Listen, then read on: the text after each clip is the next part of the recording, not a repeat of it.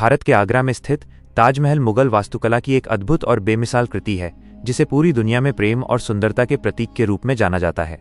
लगभग 42 एकड़ में फैला ये चमचमाता संगमरमर का मकबरा जितना खूबसूरत दिखता है, उतनी ही गहरी और भावनात्मक कहानी इसके पीछे छिपी हुई है।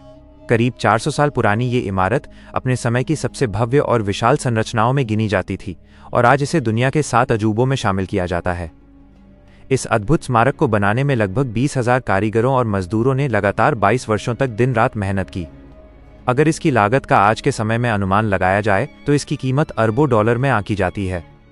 मुगल वास्तुकारों की कला और समझ इतनी शानदार थी कि आज के आधुनिक इंजीनियर भी इसकी प्रशंसा किए बिना नहीं रह पाते।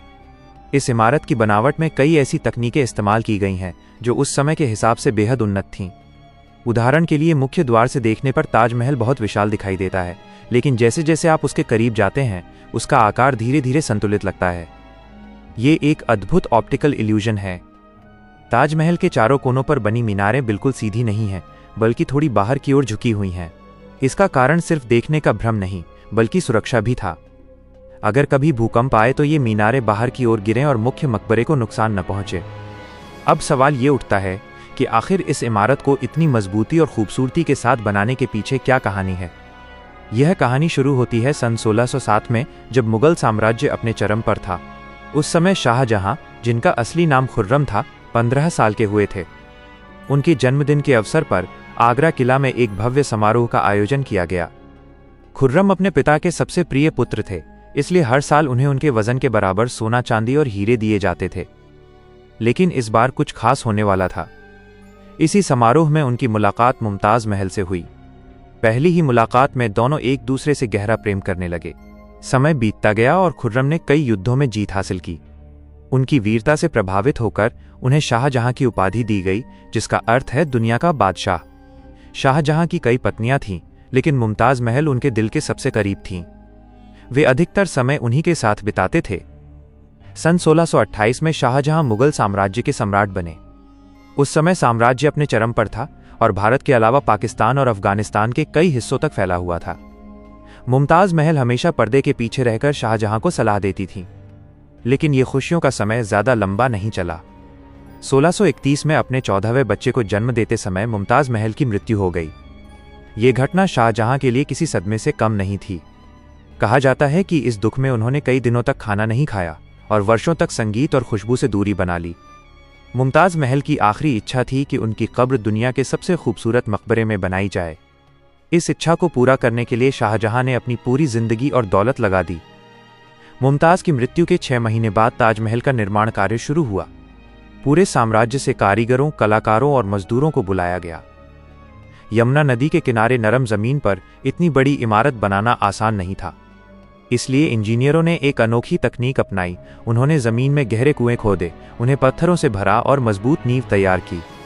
इसके बाद एक ऐसा डिजाइन तैयार किया गया जो पहले कभी नहीं देखा गया था। शाहजहां ने अपने पूर्वजों के मकबरों से प्रेरणा लेकर इस डिजाइन को तैयार करवाया।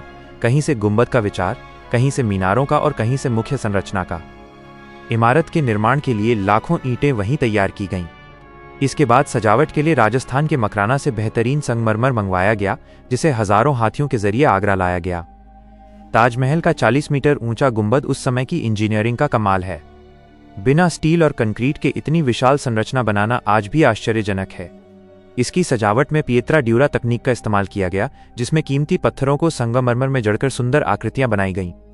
इन पत्थरों को चिपकाने के लिए खास तरह का गोंद इस्तेमाल किया गया, जो शीरा, नींबू का रस और संगमरमर के चूर्ण से तैयार किया गया था।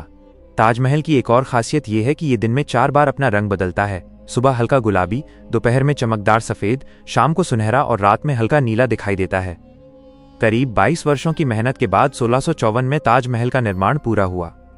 शाहजहां ने इसे अपनी प्रिय पत्नी मुमताज महल के नाम पर ताजमहल नाम दिया। लेकिन इस भव्य निर्माण की कीमत भी बहुत भारी पड़ी। 1658 में उनके बेटे औरंगजेब ने सत्ता पर कब्जा कर लिया और शाहजहां को आगरा किले में कैद कर दिया गया। उन्हें केवल एक ही सांत्वना दी गई, वो अपनी खिड़की से ताजमहल को देख सकते थे। 8 साल तक कैद में रहने के बाद 74 वर्ष की उम्र में शाहजहां ने अंतिम सांस ली। उन्हें भी मुमताज महल के पास ताजमहल के भीतर ही दफनाया गया। ताजमहल सिर्फ एक इमारत नहीं, बल्कि एक प्रेम कहानी है। एक ऐसी कहानी जो समय की सीमाओं को पार कर आज भी लोगों के दिलों में जिंदा है। तो दर्शकों, ये थी दास्तान उस अजीम इमारत की जिसे बनाने में शाहजहां ने अपना सब कुछ दांव पर लगा दिया। वक्त बदला, हुकूमतें बदलीं और सदियां बीत गईं, लेकिन यमुना के किनारे खड़ा ये सफ़ेद संगमरमर आज भी चीख चीख कर गवाही देता है कि इंसान का शरीर तो फना हो सकता है, पर उसका सच्चा प्यार और उसके द्वारा छोड़ी गई कला की विरासत हमेशा अमर रहती है। आज भी जब पूर्णिमा की रात को ताजमहल अपनी पूरी चमक बिखेरता है, तो ऐसा लगता है मानो शाहजहां और मुमताज़ की रूहें आज भी उस गुंबद के नीचे एक दूसरे के करीब हैं। 22 साल का पसीना, हजारों मजदूरों की मेहनत और एक सम्राट का जुनून, इन सब ने मिलकर इतिहास के पन्नों पर वो इबारत लिख दी है जिसे मिटाना नामुमकिन है। उम्मीद है कि ताजमहल की ये अनकही कहानी आपको पसंद आई होगी। अगर इस वीडियो ने आपके दिल को छुआ है तो इसे लाइक ज़रूर करें और अपने दोस्तों के साथ शेयर करें, ताकि वे भी भारत की इस महान विरासत को करीब से जान सकें।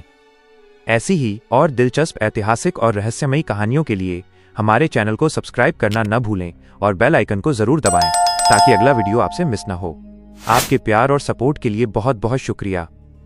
जल्द ही मिलते हैं एक और शानदार वीडियो में। तब तक के लिए अपना ख्याल रखें। जय हिंद, जय भारत।